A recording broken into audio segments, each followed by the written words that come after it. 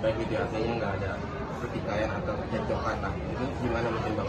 Ya kalau bicara masalah percekcokan, sebagaimana juga sudah berkali-kali kami sebagai tim kuasa hukum menjelaskan, juga dari pihak Bang Minola juga sudah menjelaskan, memang tidak ada percekcokan itu. Memang semuanya baik-baik, semuanya baik-baik, dan memang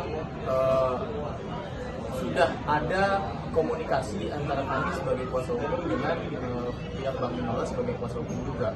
Jadi ya bisa didefinisikan sendiri apakah ada percekcokan atau tidak. Bang, kalau nggak salah tadi Minola sempat nyebut udah tergugat berkali-kali tapi nggak pernah hadir, akhirnya sampai mengirimkan surat menyampaikan alamat terbaru. Ini gimana dari Abang sendiri? Berkali-kali apa hadir itu? Ya, jadi begini ya, sebagaimana juga sudah pernah dijelaskan juga oleh Bang Nis sebelumnya, memang kalau terkait pemanggilan, gitu ya, memang berdasarkan hukum acaranya, memang harus dipanggil dulu secara patut. Kalau misalkan tidak datang, baru pemanggilan bisa memulai dengan acara sidang berikutnya. Nah, dalam hal ini, kita juga sudah menjelaskan berkali-kali bahwa tidak ada satupun dari gugatan yang diajukan kepada pengadilan mau kami bantah. Jadi memang karena kami juga tidak membantah, maka dari itu kami juga tidak hadir. Gitu. Ya. Tapi dari Buddha sendiri, apa ada alasan sendiri hadir atau memang mengikuti aja? Karena memang tidak diperlukan atau memang tidak diwajibkan sebetulnya? Nah, berdasarkan KUHP gitu ya, jadi memang yang wajib hadir adalah pihak penggugat. Yang tergugat itu tidak wajib hadir. Jadi kalau memang isi gugatannya tidak dapat kami bantah, gitu, maksudnya kami tidak ingin membantah, memang apa adanya seperti gugatan yang dituliskan dan diajukan ke pengadilan, ya kami tidak wajib hadir berdasarkan KUHP. Nanti kalau pada saat sidang dimulai, kemudian ada perubahan dari isi posita atau petitum atau gugatannya, ya kami akan hadir nanti, kami akan bantah kalau memang perlu dibantah. Berarti nanti akhir dari sidang ini ada rencana Sarwenda muncul media? Atau abang akan mengajukan Sarwenda? Iya, abang akan mengajukan Sarwenda. Nanti pada waktunya setelah putusan, setelah selesai, kami pasti akan bertemu dengan media untuk menjelaskan semuanya. Dan pihak Bang Minola juga demikian. Jadi memang akan terbuka nanti pada saat waktunya. Kalau sekarang terlalu prematur kalau kami sampaikan lebih dulu. Apalagi ini kan persidangannya tertutup. Jadi memang belum saatnya untuk kami bisa mengungkapkan isi gugatannya atau hal-hal lain. Kalau masalah hak asuh anak dan hak gonogiri sendiri gimana sih kalau boleh tahu? Seperti juga sudah disampaikan oleh Humas PN Jaksel bahwa memang isi gugatannya tidak sama sekali membahas hak asuh ataupun terkait dengan harta gonogiri, hanya murni perceraian. Artinya hal kedua itu nggak dipermasalahkan sama sekali oleh kedua belah pihak. Kalau tidak ada di dalam posita, petitum, gugatan, itu berarti tidak dipermasalahkan. Jadi teman-teman saya tambahkan ya, gitu ya. Terkait gugatan perceraian, tentunya permasalahan utamanya sudah pernah kita sampaikan bahwa pertengkaran itu memang terjadi, ya bukan tidak ada pertengkaran. Ya, karena kalau tidak ada pertengkaran berarti tidak mungkin ada alasan perceraian. Ya.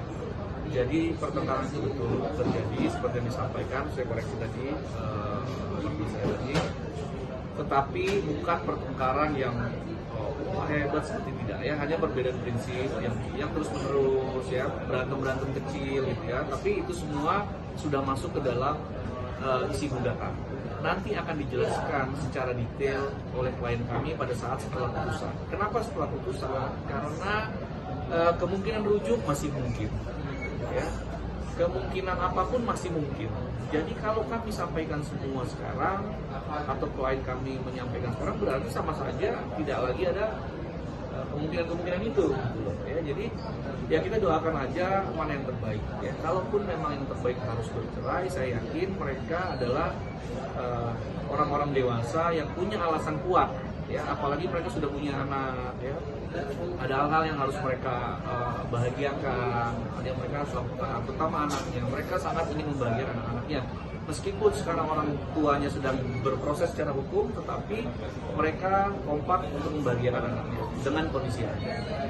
Lalu ketidakhadiran kami di sini di pengadilan tadi tetap masih sama, yang seperti yang saya sampaikan pada pertemuan sebelumnya. Saya sampaikan bahwa gugatannya sampai detik ini kami belum menerima perubahan apapun dari Bang Minola. Ya. Artinya tetap pada gugatan yang pertama.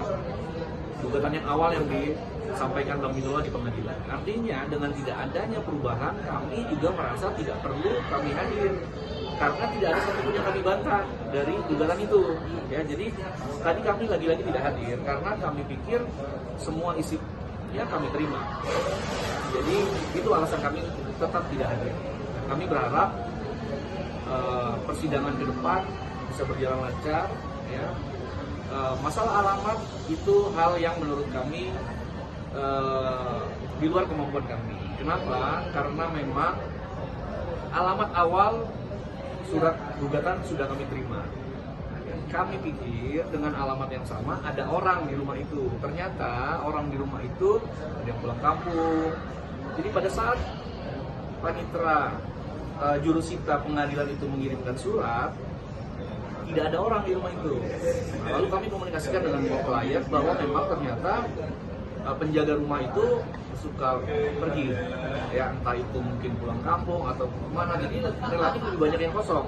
Nah, untuk menghindari itu, kami sudah mengirimkan ke Bang Minola alamat yang pasti ada orang. Ya, alamatnya di mana kami tidak akan sampaikan ke teman-teman media karena itu bagian dari privasi klien kami. Ya, jadi itu yang kami jaga. Ya, jadi persidangan hari ini kami sudah mengirimkan alamat baru ke Bang Minola. Bang Minola juga sudah menyampaikan kalau nggak salah di persidangan tadi alamat baru untuk pihak pengadilan memanggil untuk yang kedua kalinya kepada klien kami. Ya, apabila klien kami nanti dipanggil dan diterima surat itu, lalu kemudian kami tidak datang, maka nanti mekanismenya pengadilan akan berjalan terus tanpa kehadiran tergugat, yaitu tanpa kehadiran pihak Sarwenda ataupun kuasanya.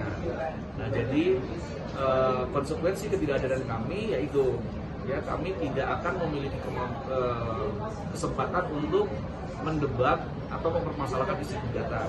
Tetapi kami sudah pelajari isi gugatan yang tidak ada yang kami permasalahkan, tidak ada yang kami debat. Ya, sehingga kemungkinan besar kami juga tidak akan hadir untuk di sidang selanjutnya. Ya. Nah, jadi itu semua alasannya dan itu semua prosesnya. Nah, masalah klien kami mau bicara ke media atau tidak, nanti kami diskusikan kembali. Tetapi kami yakin bahwa klien kami akan menjelaskan semua nanti setelah putusan. Ya, Bang, tadi kan ada notis soal rujuk yang masih ada kemungkinan. Tapi keinginan dari Sarwenda sendiri masih membuka pintu rujuk itu sendiri apa nggak sih? Dipertegas nih Bang. Punya nomornya Sarwenda? Abang aja. Nah gini, kami ini ke kuasa hukum yang memang dibatasi sama kuasa, ya surat kuasa. Jadi surat kuasa kami hanya menjalankan proses ini baik di persidangan maupun luar persidangan. Dan ada kode etik yang menyangkut itu. Jadi kami sama sekali nggak bisa sampaikan. Yang pasti dengan belum munculnya klien kami di media, berarti kemungkinan rujuk kan masih ada. Ya, kecuali kalau klien kami sudah menyampaikan tidak, saya tidak mau rujuk, itu beda ya. Tapi dengan klien kami tidak hadir di media, tidak menyampaikan, artinya kemungkinan itu pun masih ada aja, masih mungkin, apa yang nggak mungkin, ya. Tapi kalau masalah kita bicara, ada juga yang bilang bahwa dengan pengacaranya atau Sarwenda tidak hadir berarti mempercepat proses perceraian. Ya karena memang isinya nggak ada yang kami bantah, bukan masalah mempercepat. Kami tidak datang bukan untuk mempercepat, tapi kita tidak datang karena memang tidak ada yang kami bantah. Konsekuensi dari itu bahwa memang persidangan menjadi lebih cepat, yaitu konsekuensi. Tapi tidak ada niat kami untuk mempercepat perceraian. Jadi bahasa mempercepat tidak dari kami lah. Tapi mungkin apa ada komunikasi Bang dengan Sarwenda, Pak? Bisa dipertegas nggak sih? Sebenarnya kemungkinan untuk merujuk dan bikin baik-baik lagi rumah tangganya itu ada. Ya, seperti tadi juga sudah dijelaskan, sebelumnya juga sudah dijelaskan. Bicara masalah rujuk, segala sesuatu itu mungkin. Tapi bicara mau tidak mau, itu bukan kapasitas kami di sini sebagai kuasa hukum, gitu. Karena itu kan bicara masalah ranah privasi perasaan ya. Kita nggak tahu apapun bisa terjadi. Gitu. Tapi kalau ditanya kapasitas kami, itu bukan kapasitas kami untuk menyampaikan mau atau tidak mau. Bang, sebenarnya Sarwenda dan Sarwenda masih satu rumah, emang sudah bisa sejak awal sih? Kalau di gugatannya sudah bisa, kalau di gugatan. Kita dasarkan gugatan. Itu nanti masuk ke ranah proses di pengadilan, jadi saya nggak bisa sampaikan terdetail lah. Yang pasti kalau tanya perkiraan waktunya bisa disampaikan. Perkiraan waktu berapa lama dan beda rumah.